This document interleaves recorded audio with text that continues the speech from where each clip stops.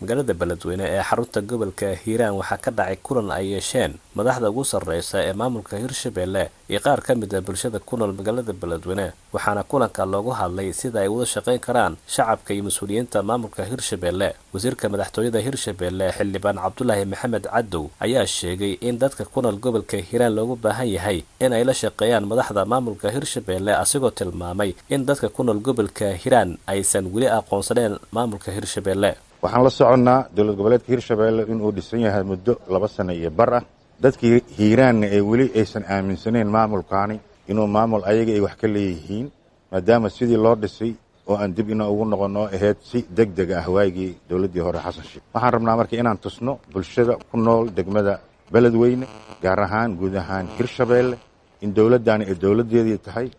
inay soo raacaan dowladdaani ayaga naftarkooda ay ogaan annagu markaan wax qabanno oo wax la taaban karo ay naga muuqdaan inay soo raaci doonaan horta kow aan rajaynaynaa. waxaan kaloo rajaynaynaa sideedaba dowlad waa shicibka waxaan rabnaa in la wacyigeliyo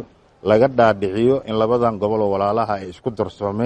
darsoominkaanne oo laisku keenayne iyo federalismkaanne haddii de Soomaali weyn mar ay isugu imaan doonto ay leeyihiin waxaan ma rabnana waa gooni laakiin systemka kaliya hadda ay leeyihiin inuu yahay dowlad goboleedkan Hirshabelle inay ka qaataan dhinaca amniga